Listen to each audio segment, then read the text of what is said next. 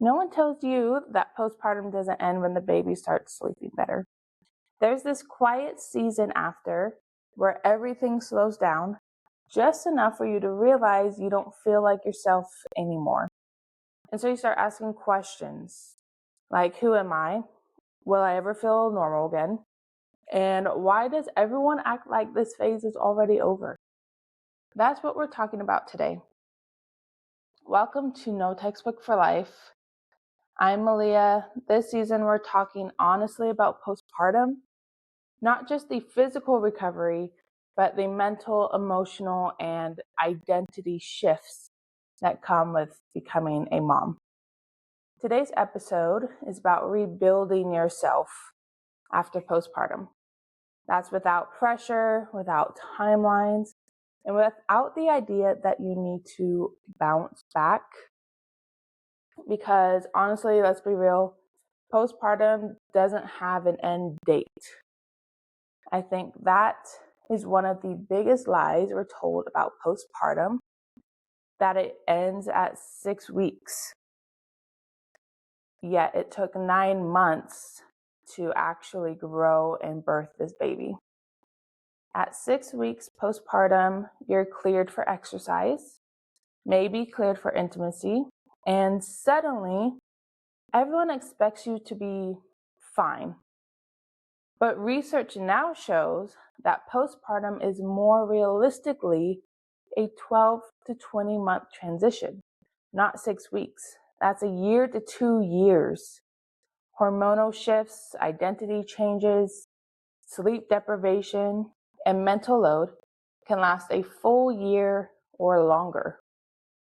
So if you're listening to this and you're months in or even a year in and you still don't feel like yourself, that's completely normal.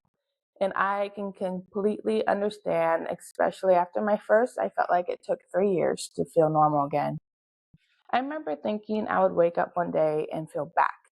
And when that didn't happen, I thought something was wrong with me, but nothing was wrong. I was just becoming into this new person. And that's where we get into identity loss and grief. This part really doesn't get talked about enough, is the grief of losing who you were before you had children. And it's hard to describe. So postpartum grief isn't always about sadness. Sometimes it's missing who you used to be. So you might grieve your old body, your independence, your energy, your routines, or even the version of yourself that felt confident and spontaneous. I know that's a big one for me. It's being able to just get up and go anywhere. And here's the important part. Grief does not mean regret. You can love being a mom and still miss who you were. Even psychologists talk about identity disruption after birth, meaning your sense of self changes faster than your brain can keep up with, which I didn't expect how disorienting that would feel. I wasn't just tired, I literally felt unfamiliar to myself. And if you're feeling that way, I want you to hear this clearly. You're not losing yourself, you are reorganizing who you are.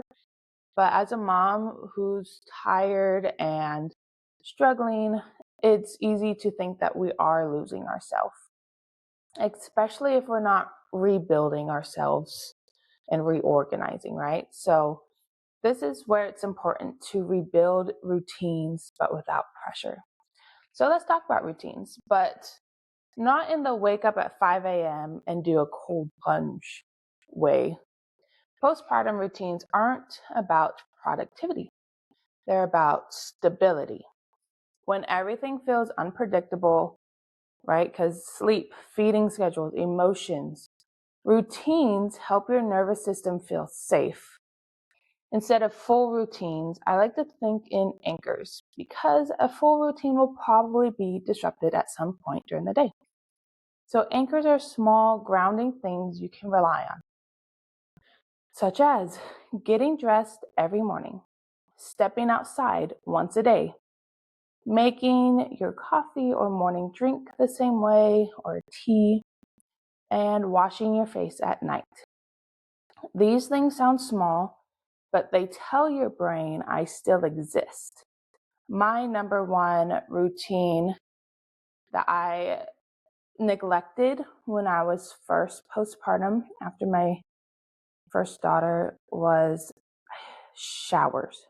Okay, I would go 2 to 3 days without a shower because I was neglecting myself. So when I was pregnant with my second born, I promised myself every single morning I would take a shower.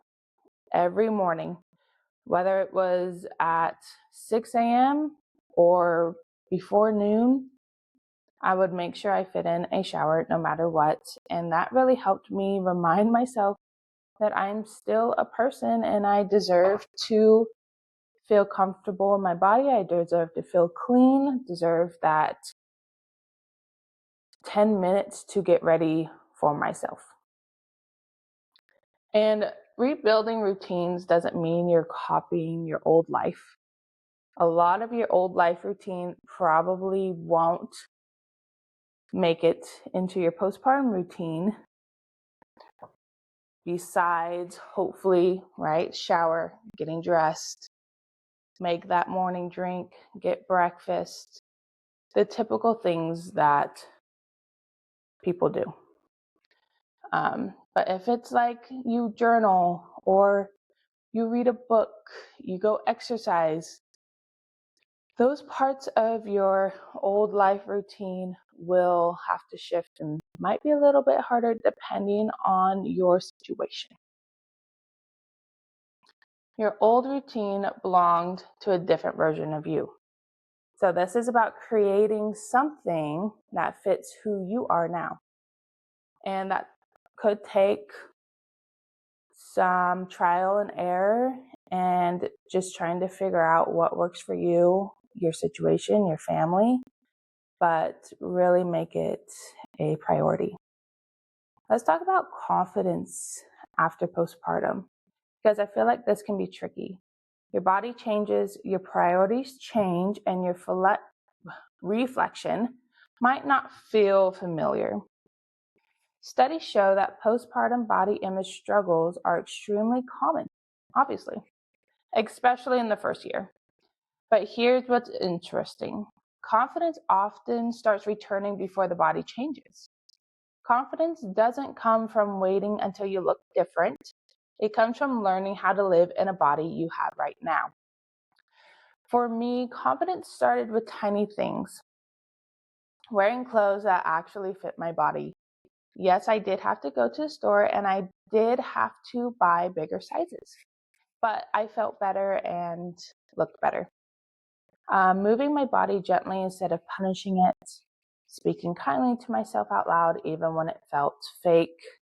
That one I don't do as often still. You don't need to love your postpartum body to respect it, and respect is a powerful place to start. Letting go of timelines. Let's talk about this. One of the most damaging things postpartum moms carry is a timeline that doesn't belong to them. 6 weeks or 3 months. People saying you should be over this by now. Healing doesn't work like that. Your body carried life, your brain rewired itself, and your entire identity has shifted. So there's no deadline for becoming comfortable again. Here's the hardest part about being a postpartum mom, and as a woman in general, is comparison. Especially on social media makes this harder. You're seeing curated moments, not full stories. If you're healing slower than someone else, that doesn't mean you're failing. It means your story is different.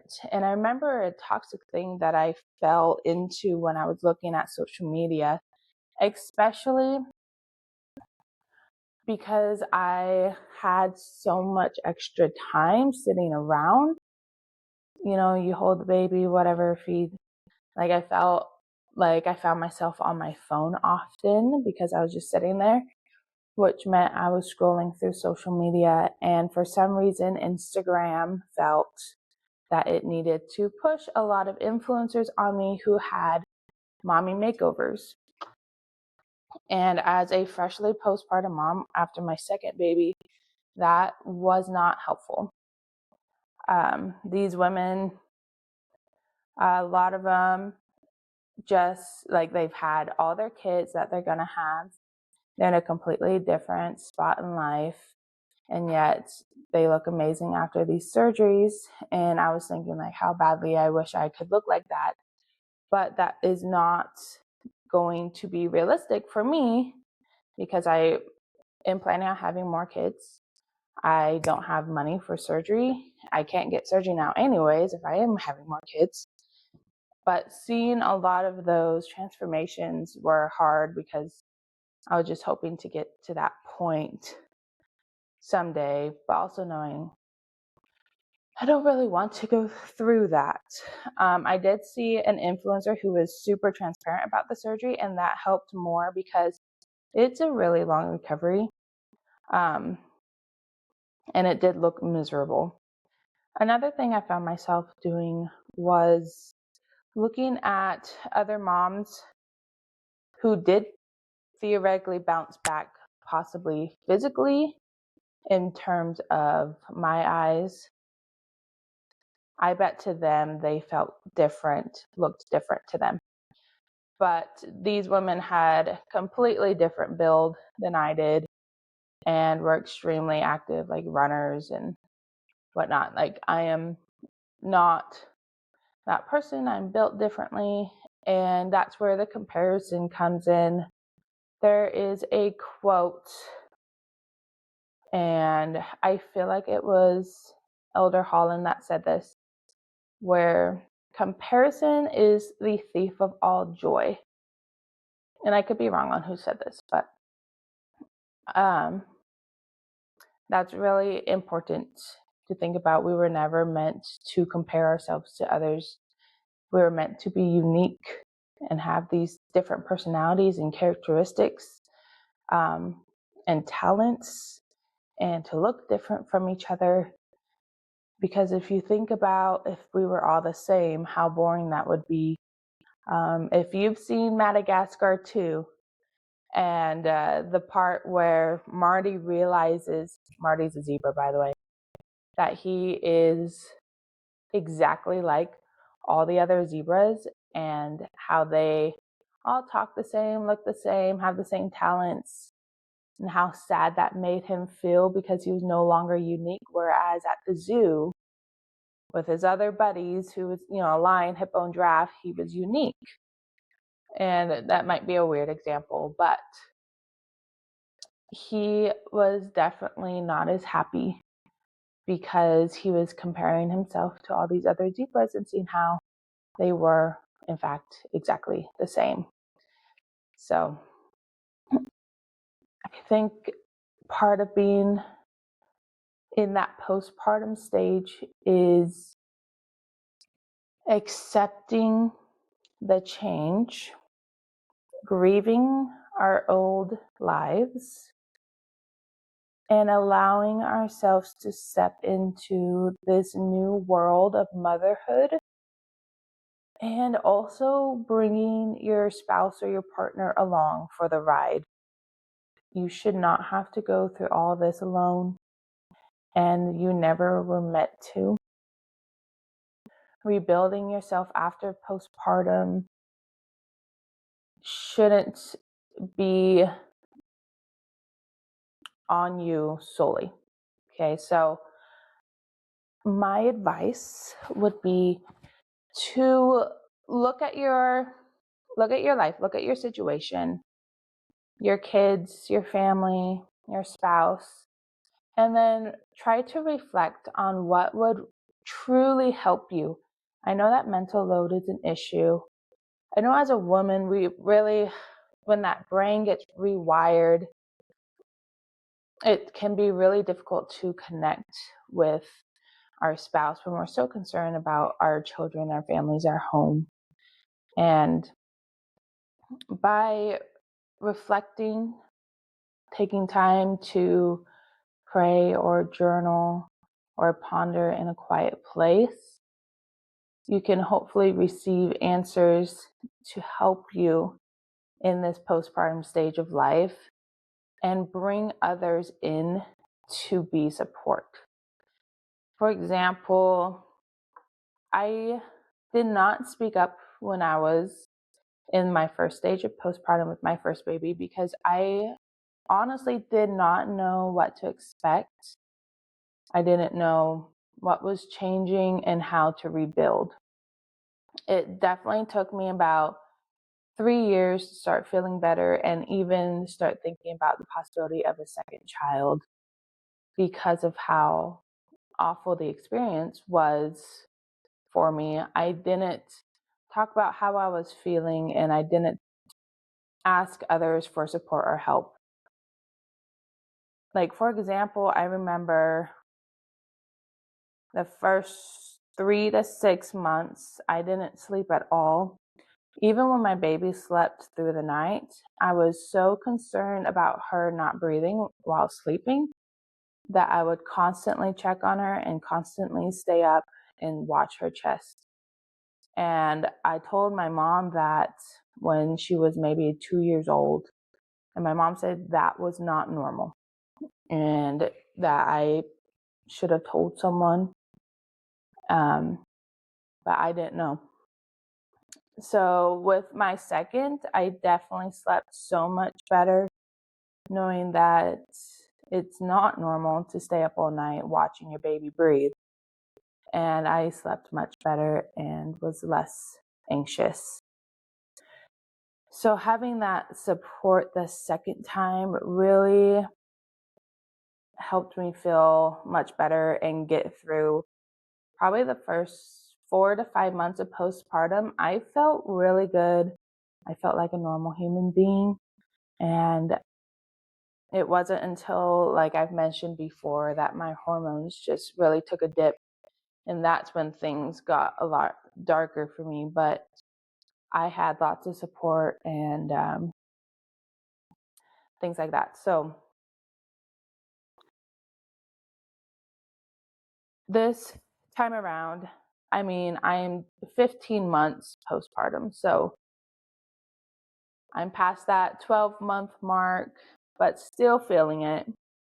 And I have enlisted the help of my husband a lot more, even the last 3 or 4 months, even because I just felt like I was dipping back into that postpartum stage um, of depression and anxiety. And I've been a lot more open with him than in the past, and he's been a lot more open with me. And that has really helped our relationship. Anyways, after our relationship, I feel like took a hit and kind of felt neglected after that. Just he was working a lot and I was taking care of a baby. I also went back to work and we just let life kind of take over and put our marriage on the back burner. And this time around, we've really been putting each other first, our children first, and there has been such a huge difference in our lives. Even just every day feels a little bit better in terms of not waking up dreading every day, especially as a full stay-at-home mom now. That was a hard transition for me, not being able to go back to work, trying to avoid putting my kids in daycare. But the extra help that my husband's given me has really made the whole difference. And there's so much more to talk about when it comes to postpartum, but it truly is about meeting who you are now with compassion, patience, and grace. So if you're in that in-between space where you don't recognize yourself yet, you're not behind. You're becoming, and I've said that before. But thank you for being here. for listening and for letting these conversations exist. Is probably more for me than it is for those of you listening. So if this episode resonated with you, share it with another mom who needs to hear she's not alone.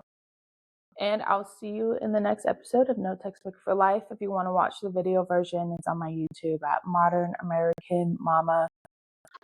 Feel free to leave a comment, like, and subscribe.